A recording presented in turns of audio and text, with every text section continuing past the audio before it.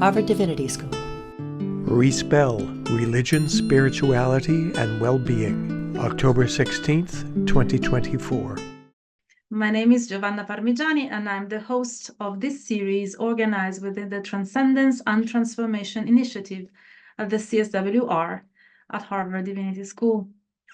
And some of you might know this series focuses on ways of knowing that are often labeled as non-rational, traditionally referred to as gnosis in Western philosophical and religious traditions, and often understood in contraposition to science. These ways of knowing are becoming more and more influential in contemporary societies, popular culture, and academic research. What is the place of spirit possession, divination, and experiences perceived as out of the ordinary in our lives? How can we study and approach this type of phenomena? Going beyond dichotomies such as body and mind, ordinary and extraordinary, reason and experience, and matter and spirit, this series hosts scholars of different disciplines and practitioners interested in exploring and expanding the boundaries of what counts as knowledge today. So it is with immense pleasure that I introduce today's guest, Eugenia Roussou. Eugenia Roussou is a sociocultural anthropologist, the principal investigator of the research project ReSpell, Religion, Spirituality, and Wellbeing, a comparative approach to transreligiosity and crisis in Southern Europe, and a senior researcher at the Center for Research in Anthropology in Lisbon, Portugal. She is the author of Orthodox Christianity, New Age Spirituality and Vernacular Religion, The Evil Eye in Greece, published with Bloomsbury in 2021, and of plenty of articles and book chapters on the themes of religion and spirituality, ritual healing practices, complementary and alternative medicine, transreligiosity, and spiritual elasticity, among others, that my students know very well because we used to read you. So today we'll discuss ethnographic practices, going native on the field, the project ReSpell, and the study of spirituality and healing, among other topics. So thank you, Jenny, for being here today. I'm so glad to have you. Thank you so much, Giovanna. It's a really great pleasure. And I look forward to our conversation today and to any questions that may arise during the talk or afterwards. Thank you so much. So I normally like to start with background stories. Who doesn't like a background story, right? So we have the chance to ask, people who we usually read, how they got there, how they got interested in anthropology of religion, New Age spirituality. Do you have something to tell us about how you got here? Oh, that's a huge story. I think, yeah, it has to do both with professional and personal reasons as well, because starting from my, very old background, I grew up in a small village in northern Greece where everyday life is structured to a large degree around the church and religion, and it's a Greek Orthodox Christianity in Greece. Where like a vernacular religion or unofficial ritual healing practices and communication with the so-called supernatural and the spiritual have always been a very active part of everyday life. So there's this particular belief that seemed to capture my interest, which is the belief in the evil eye. For those who don't know what this is, basically it's the belief that everyday sensory communication, especially one gazes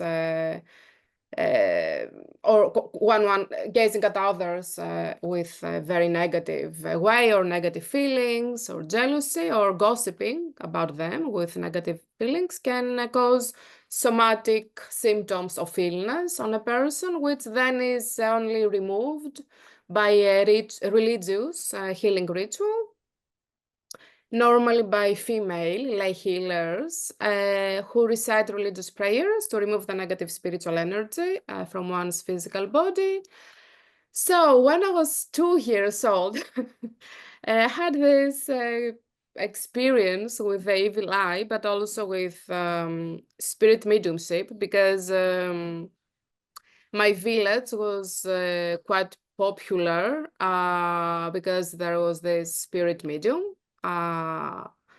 as part of the village life, and who was born and grew up in the village.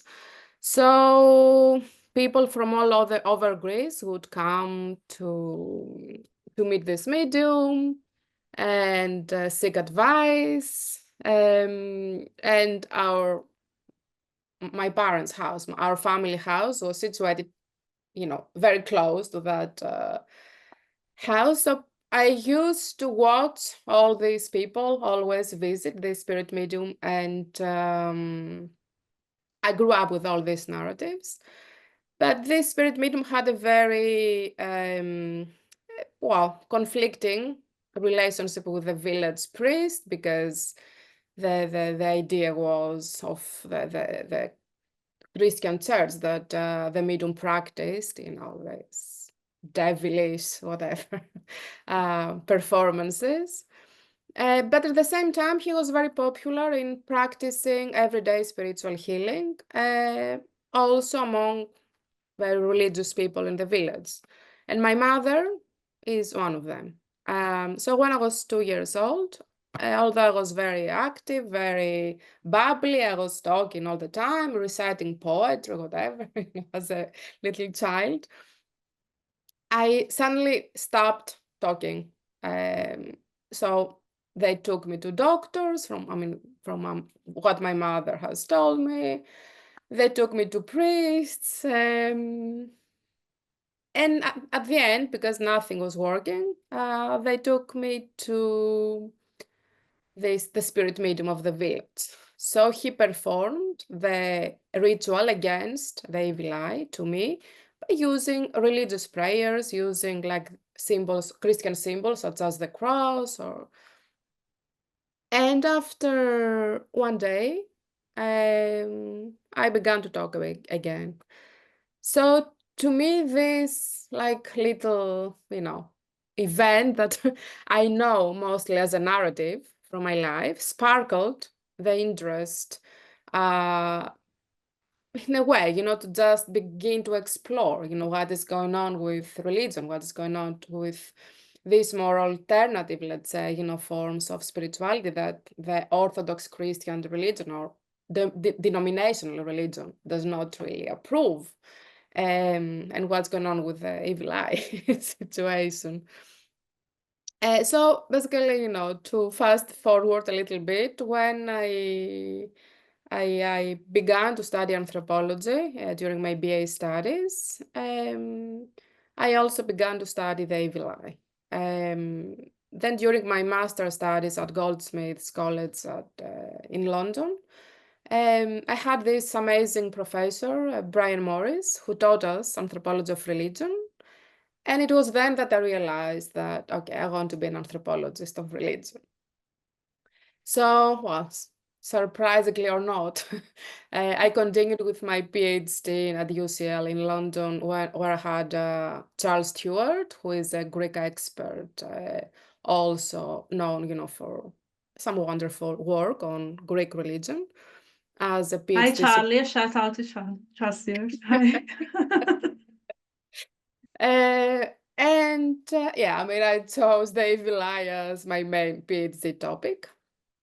But when I went actually to Greece to do fieldwork back in 2005, I realized that I was not going to study exactly, this very traditional, let's say, religious belief and practice, because suddenly the Greek religious scape had changed, and all these rhetorics and discourses and practices of New Age spirituality had begun to appear.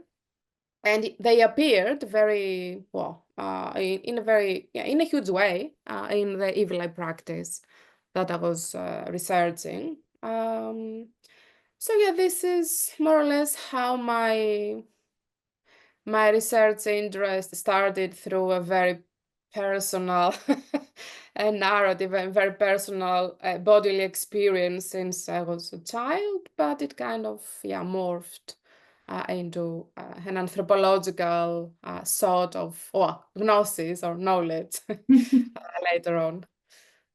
Thank you for sharing this story. So it seems that you had that little calling, let's say, when I was 2, when you were 2, and then you had interest in studying the dimension of healing in connection to spirituality.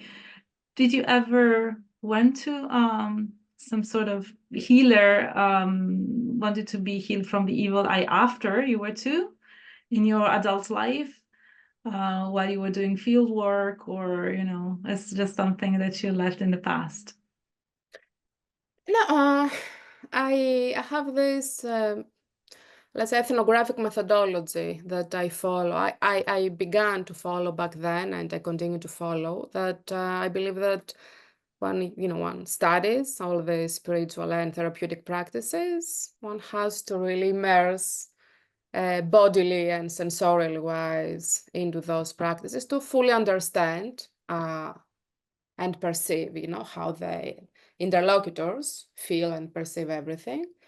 So throughout my study and my research on the evil eye at that point, I used to have the evil eye removed a lot. I used to have the ritual healing performed on me. And and throughout my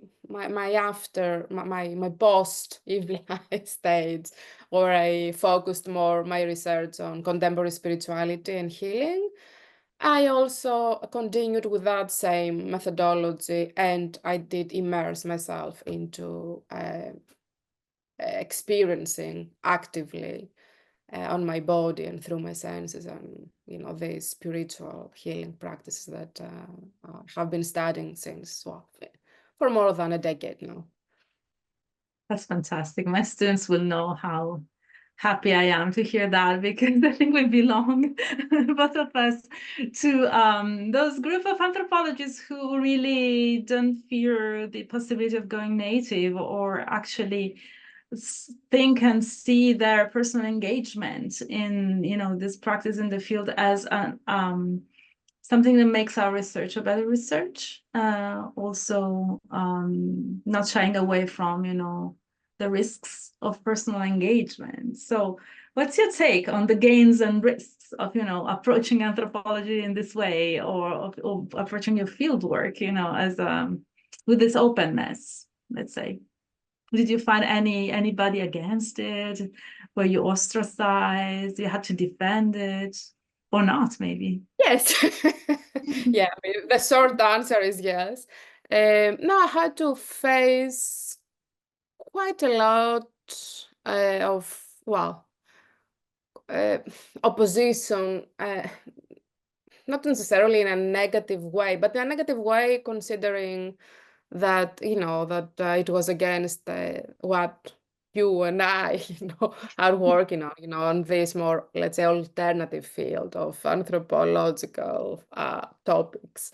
So I had quite a few colleagues, mostly of an older generation, who were advocates of the so-called scientific term of anthropology, who many times disregarded me and my topic as insignificant. So it was only for them, it was only things like economy, migration, political issues, and so on that really mattered. So whatever had to do with religion, and especially contemporary spirituality, was not really worth the deal, so it didn't have any significance. And to me, it really disturbed me, and I keep trying all these years to kind of promote this idea that all things are significant, and religion and spirituality are very significant, and so is healing, whatever, whether it's biomedical healing or complementary and alternative healing. And it is important to show in practice, why studying this, let's say, more alternative. I will use the word alternative because this is also the word that they used to go against our themes of study, is really worth it. Do you think that your fieldwork somehow transformed you or changed you in comparison to, pre-fieldwork self?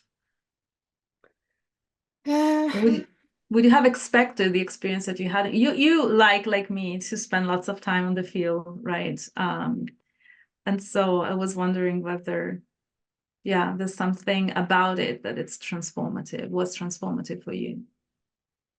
Well, studying anthropology or studying the ethnography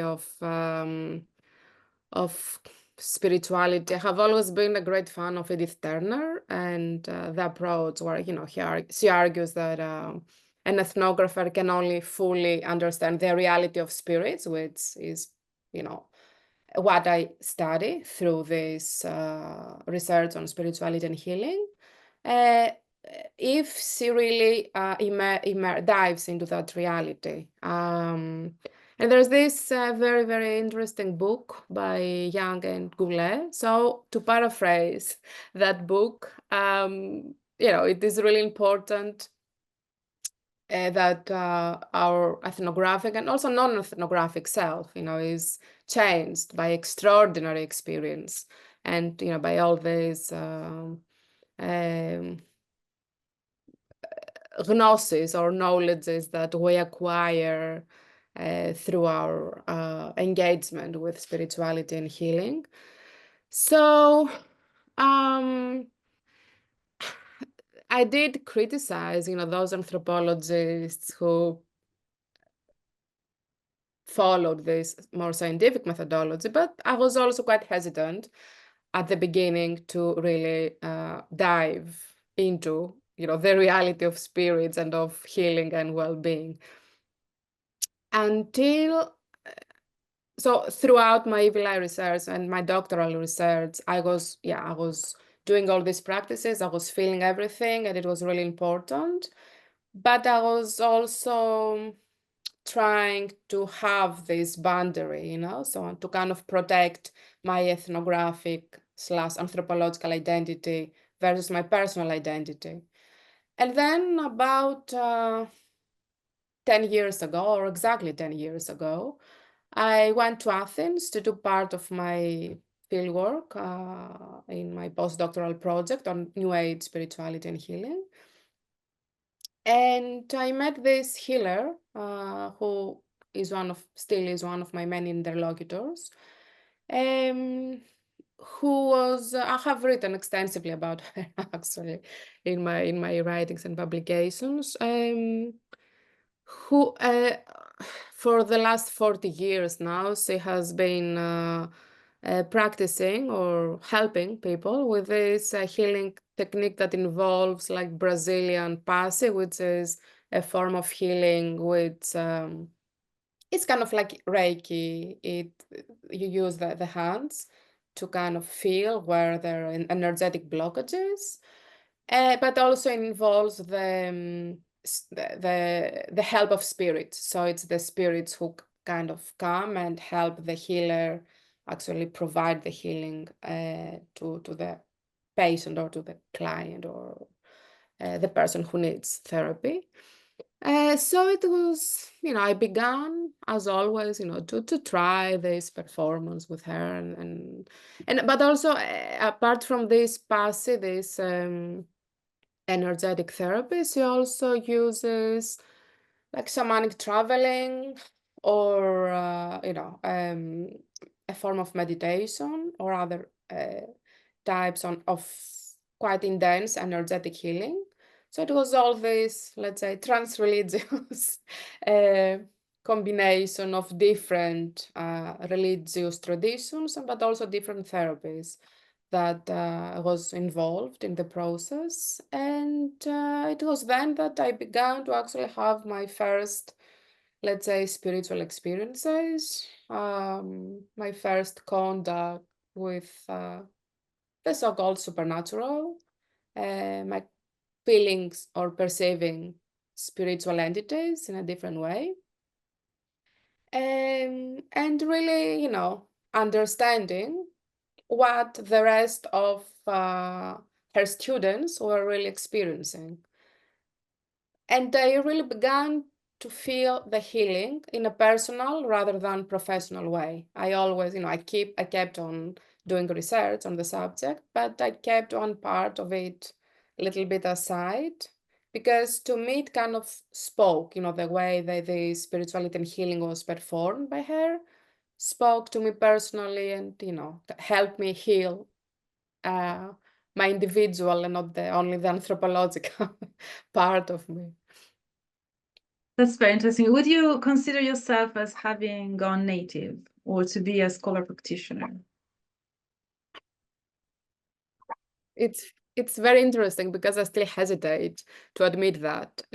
But yeah, I have gone native because these practices do resonate with me, and I do have, let's say, my crystals. I do practice meditation. I do have my weekly yoga group. I practice qigong and other energetic types of spiritual therapies. So yes, I have gone native, and I'm glad I have because I have been able to really immerse myself into the ethnographic field without this guilt of scientificity. Although we do scientific research, we continue to do that. Going native doesn't really exclude the fact that we continue to be ethnographers and we continue to analyze our data. This is something important to also take into consideration. Absolutely. I also, like you, think that I went native, but I have no problem, admitting it, actually. But a question that normally people ask me when I disclose this information is, how do you navigate being an academic and going native? I'm very happy that you mentioned this, that one thing doesn't exclude the other. Everyone can be proficient, in both, and, can code switch. And maybe, the additional value that we bring to scholarship is just the ability to navigate these two identities. What do you think? Do you have any take on it? Well, that's the challenge of doing autoethnography. I mean, to me, I would personally would interpret that as autoethnography, which can be anything from studying or doing ethnographic work on your own culture, generally speaking, or doing ethnographic research on specific practices that you have also adopted. So yeah, this is like the schizophrenia in a way of being, home, but being away, being an anthropologist, but also being a native. And it's also, since we're in the Gnoseologies seminar, I think it's quite also important to think about what kind of gnosis, what kind of knowledge do we learn from it, and from which side, is obviously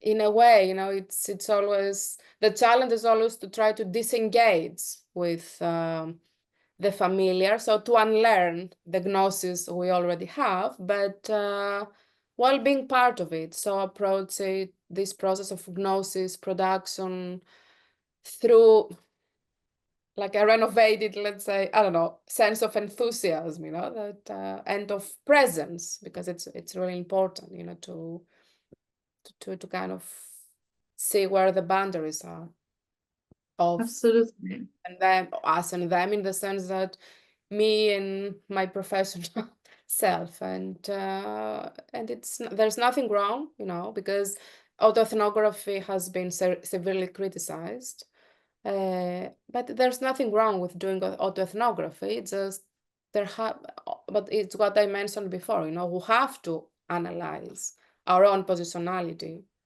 through autoethnographic analysis. And I really like that you frame this as, making the strange familiar and familiar strange, if I can paraphrase, what you said, because I think that inhabiting the space of an ethnographer who is not afraid of going native might challenge ways in which we understand the role of body, the emotional, affective knowledge in academic knowledge production spaces. That is often, put aside, but, that's also part of our knowing as human beings, and not one that has been recognized, acknowledged always in academic spaces. So thank you for suggesting that direction of that too, and encourage those in the audience who might want to know a little bit more about ethnography, autoethnography, being a scholar practitioner, or this kind of questions or related questions. Please, if you want to ask questions, you can write them in a Q&A box. But I would like to move for the moment to your wonderful project, ReSpell.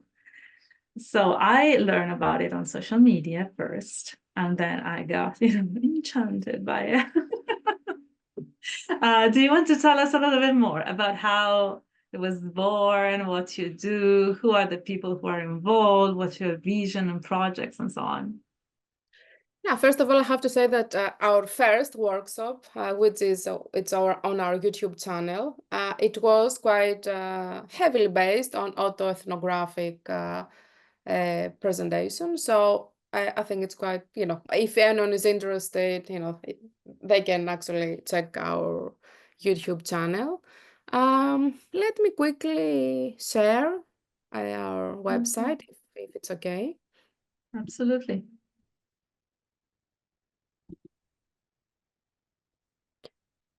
So yes, ReSpell began because I really started wondering, how could I kind of begin to think on religion and spirituality at a larger level, Okay, I had already conducted many years of research by myself, as individual projects on spirituality and healing. But what about being a team? What about bringing together researchers to actually put a little bit more of an emphasis on a larger project? So yeah, ReSpell, it also signifies, this kind of turn to re-enchantment, and how to kind of consider this return to new forms of spirituality and healing. What does that mean? So basically, we placed emphasis on this relationship between religion, spirituality, and well-being, and of course, to therapeutic practices that belong to this field. And we, with my co-PI, Anastasios Panagiotopulos, we talked a lot about, how would we like, let's say, to characterize, those practices? Because in both of our works, there's always this challenge of boundaries. Boundaries are now between religion and spirituality and healing are never stable. They're always changing, and they're cut crossing each other. And we have all these different, let's say, practices that we cannot exactly situate in one or another. Cannot say that that's religion or that's spirituality. For example, going back to that first narrative when I was 2, what did this medium do? Did he do a religious practice, a religious ritual, or a spiritual practice? Let's say, it's when these boundaries become much more elastic that trans-religious practices and pathways occur. So to us, wanted to kind of grab on this term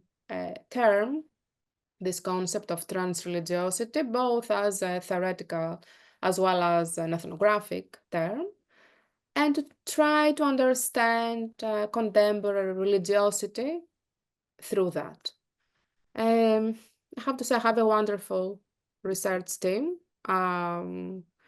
that works in different kind of fields. My specialization is Portugal and Greece. Anastasios worked for many years in Afro-Cuban religion. Now he's more focused on Southern Europe. Also, the project is focused on Southern Europe, on the three countries of Portugal, Greece, and Spain. And also have, there are professors at the university and researchers who are with us and doing also very, very interesting work on, and we have our postdoctoral researchers and one doctoral researcher. I believe Joanna and Natasha are here today with us. So we have this, these junior researchers, but also academic professors who all do different types of fieldwork, but at the same time, we all collaborate and we see the convergences and divergences in our collective project, and how, and also, which is also very interesting, way to say how different field works from different parts of Europe and outside Europe can actually meet and say something important on the anthropology of contemporary religion and spirituality. Wonderful. So I would just say that Emily Fiorini will be our next Gnoseologies event speaker. So a shout out to her as well. Thank you for sharing this. So in the chat box, you have the link to the YouTube videos of the events you organize and record, and then to the website. I just want to move to the questions and answer Q&A chat. Thank you, Jubayer, for sharing your experiences. It's very much in line with yours, Eugenia. Thank you, Julie, for these questions. And I think you make a very important point. You have 3 questions. The first is what terms might be used instead of going native that would be respectful to indigenous healers or elders and respectful of the sentience of native plants, medicine, so that we're not othering them. A fantastic question. My students know that I'm very critical about this expression usually, but I didn't flag it out, so thank you so much. It was in inverted commas, and I don't know what expressions, but we can think together about an expression that I think going native in inverted commas carries the patriarchal, cognoscentrism, as you mentioned it, that had been characterizing, put it in the past, anthropology for a long time, given its colonial origins and so on. So it's used as a derogatory term, as we know, was used as a derogatory term, as sort of reclaiming this is partially, honoring native cultures and knowledges, but a better term is always needed. This is the first question. The second question, how do we stop perpetuating the patriarchal myth of objectivity, treating experiential practice and investigation as somehow more biased instead of more deeply informed? And the third question is, how do we unchain direct spiritual and somatic experience as robust and ethical investigation and open more doors for people to go beyond the cognoscentrism? All very important questions. I can attempt my take on a couple of things, and Eugenia, maybe you want to say your point of view. So the method of objectivity has been challenged in anthropology in the past, we'll say 40 years at least.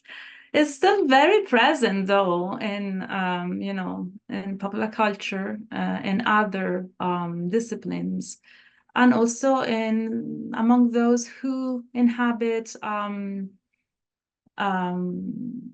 the space of knowledge production outside of academia.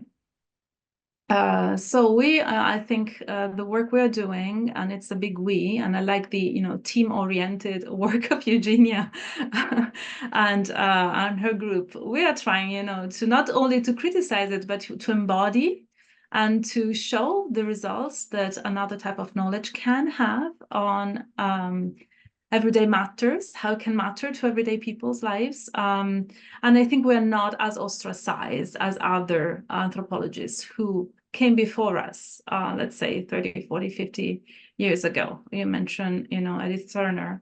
But then I'm very grateful to those who were walking on this path before we started to be anthropologists. And how do we unshame direct spiritual and somatic experience? Well, we're trying to do that in this series and at the Center for the Study of World Religions. And Eugenia, in ReSpell, we are trying to, build academic spaces in which we can have conversations among academics, but also open to the wider public.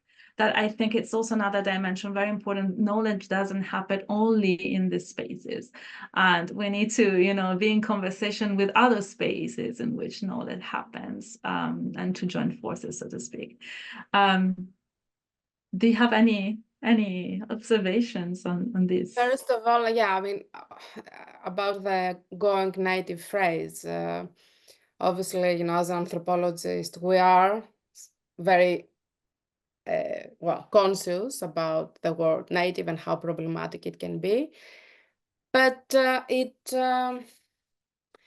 has, in a way, it has become decolonized, exactly, and it's used not in this colonized aspect, at least to my own understanding, but in a very practical way, because, yeah, it's true. I mean, we don't have any better terms, methodologically speaking, or we have to, but we have to think about better terms. This is why, I normally say that, okay, I'm doing autoethnography. So in that way, I kind of, bring together the fact that I'm doing research, but I'm also diving more deeply into this kind of understanding of what the practice I study are. As for the rest, have very important questions indeed, and I don't know what would be the solutions, but to me and what we're trying to do with ReSpell as well is to promote co-ethnography, to promote the collaboration between anthropology and our interlocutors, and to basically to treat our ethnographic subjects as collaborators and co-create this new ethnography, which can be very creative, can be very transformative for both, the academic aspect, but also, outside academia, and in both theory and practice. So in that way, this is how we can actually start to dilute all the stereotypes, whether it's patriarchal stereotypes, whether it's colonialism, whether it's, cosmological questionings. So this is an important aspect, to kind of bring ethnography and anthropology outside academia, while also obviously, analyzing it from an academic perspective. There's still work to be done, but we're better situated than a few years ago, I think, right? Yes, and also there's this new, let's say, cloud. I would like to visualize it, something very bright, transparent, of a new generation of anthropologists who are doing quite a lot of autoethnographic work where they do immerse effectively into the subject they study, whether it is religion, spirituality, or any other subjects. And and now that the multimodal also methodology is very into fashion, let's say, but I think it's also a very important methodological tool that anthropology has these days. And this collaborative methodology is also quite popular. I think we're equipped with much better tools to go through or to go past, all these stereotypes and all these boundaries that used to exist in the past. Thank you, Eugenia. Drew Bayer asks, says that they're curious to understand the reasons behind the widespread belief in the efficacy of spiritual healing practices, particularly in the context of healthcare. As a child, frequently visited religious healers, which sparked their interest in this field. They want to conduct research on this subject within the rural community in rural Bangladesh. And I think this question brings up another maybe points that we want to cover in this conversation, that around complementary and alternative medicine. You spend lots of your ethnographic practices and reflections dealing with complementary alternative medicine, what is usually called CAM. So what's your take? What did you learn from your interlocutors? What is the ground framework that you find interesting and useful in order to frame this type of experiences on the basis of your own experiences, on your own field work, and the fact that you spend lots of time, working on this particular topic? CAM is also quite a slippery field in the sense that it involves both complementary medicine, but also alternative medicine. So there is, again, this conflict that also exists between religion and spirituality. There's old, let's say, boundary making, or which then, as anthropologists, would try to kind of dilute. So I got more involved exactly because the New Age spirituality and the contemporary spirituality and healing practice that I studied can be regarded as closer to the alternative part of CAM. So it has many aspects, in the sense that, for example, in Southern Europe, CAM has not been exactly legitimized by the state. So there's always also this contradictory relationship with biomedicine, and CAM always is regarded in a way as being like, the sidekick of biomedicine, but not exactly having the relevant authority. And then complementary medicine is considered much more legitimate than alternative medicine. And when you go to alternative medicine, it's as if it doesn't exist. Although I have to say that here in Portugal, for example, there have been, in the last years, there has been a strong effort to begin to legitimate also alternative medicine, or to include that as part of the state healing system, or healthcare system, where one can actually choose, to go, let's say, to do meditation for mental health care issues, if one chooses to. But for example, when I was doing my, the most recent example I have with a Greek acupuncture healer, who actually who is also a medical doctor. He told me that the majority of times, he does practice acupuncture, but because acupuncture in Greece is only practiced by biomedical doctors.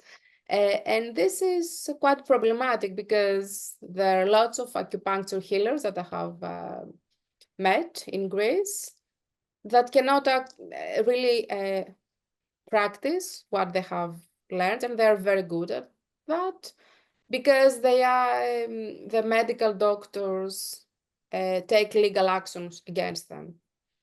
So there's this, more generalized, perhaps, healthcare problem that has to do with authority. Who has the authority to heal? Is it biomedicine or is it CAM? And when it comes to CAM, as I said, alternative medicine still is considered as alternative, as if it doesn't exist officially and legitimately. And then you have the everyday life, what's happening in everyday life. And in everyday life, of course, alternative healing is quite important, and people do practice it quite extensively. But again, and now, I touch a little bit of a sensitive issue because New Age spirituality and healing has been criticized a lot for commercialization.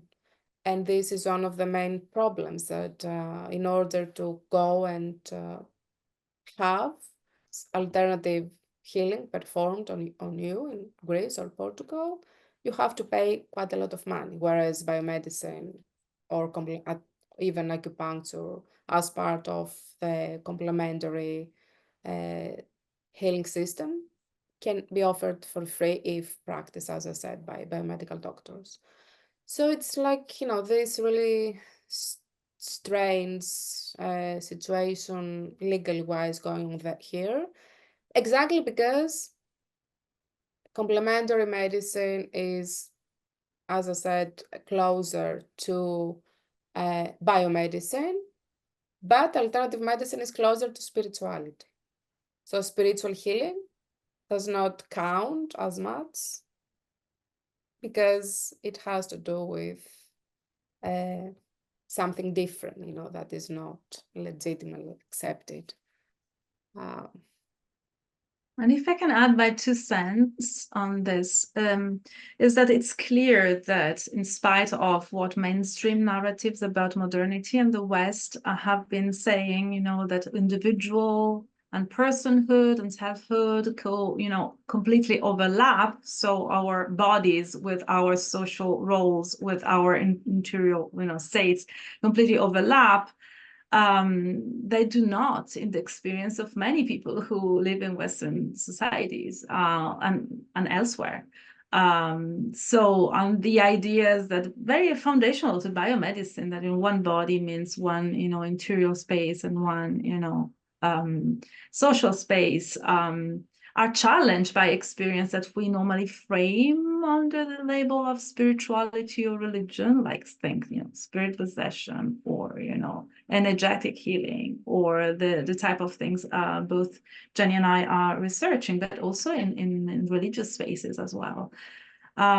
So to go back to, some of the points that Julie was making, there's lots of things happening, in terms of knowledge outside, mainstream spaces of, knowledge that we might want to recognize and acknowledge, so that we can help us better frame also politically and, in terms of policy, how people should approach the existence, which is objective.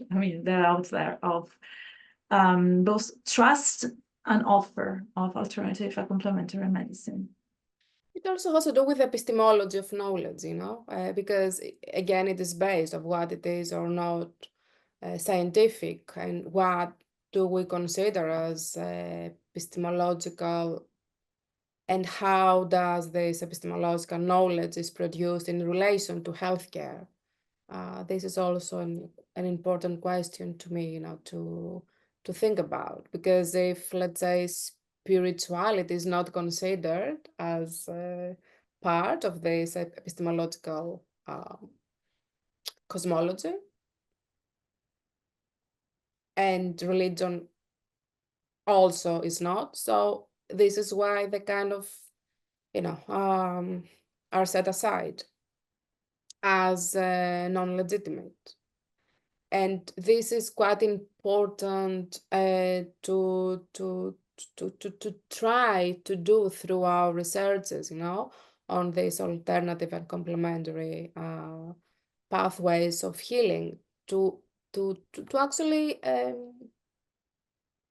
not exactly promote, but at least try to think about systems, healthcare systems that can actually promote spiritual healing, can promote non-conventional medicine, and to think about how it could work, because religious healing and spiritual healing are important from our ethnographic experience, in everyday life. People do practice them more often even than, going to to a medical doctor. Thanks a lot, Eugenia. Yael, hi Yael, nice to see you here.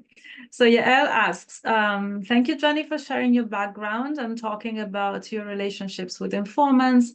Going a little further in that direction, could you tell us about the reception of your research results among your informants or interlocutors? Do they recognize themselves in the portrait or image of healer that you propose? I'm particularly interested in knowing if informants or practitioners use the knowledge you produce. That's a very interesting question, and to the point. I do have something to say about it.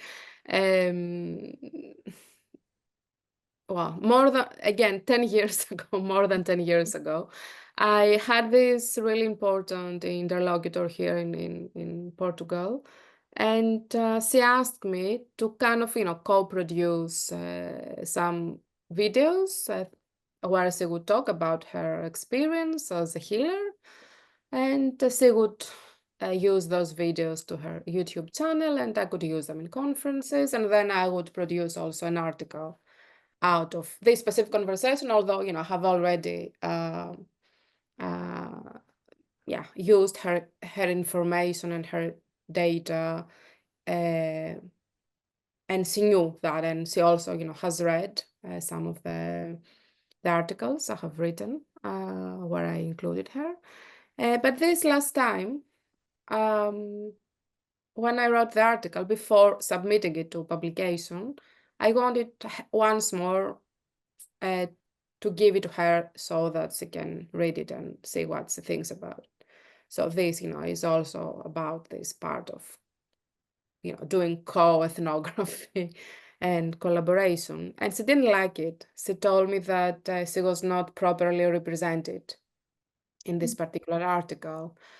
And to me, it was very surprising, because what I normally try to do is to actually use the interlocutor's words, like what they are, because another strategy of mine, or methodological strategy, is to give voice to my interlocutors, and to do that as sincerely as I can, so basically using, like the exact words after transcribing them. So this is what I did also in that case. And she told me that I don't know if there's something, that has happened to me, I have changed in the last couple of years, but I don't see myself and my spiritual healing work in what you are writing. So then I had to make this difficult choice, do I continue, do I keep the article for publication or not? And at the end, she accepted that. She told me that, I'm really sorry, I know it's your work, so I can, I can deal with the fact that, you will publish that. But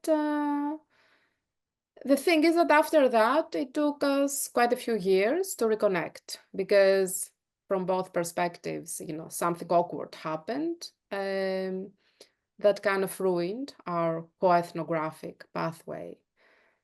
Saying that, I have done this with other interlocutors, and they have been perfectly represented according to them without any problems. And they also, had some really, insightful comments to do, which I added to the articles I have written about them. So yes, so it is true that co-ethnography works both ways. It can be sometimes, it can bruise our ethnographic ego maybe a little bit, but the most important thing is to give actually voice to our informants, interlocutors, collaborators.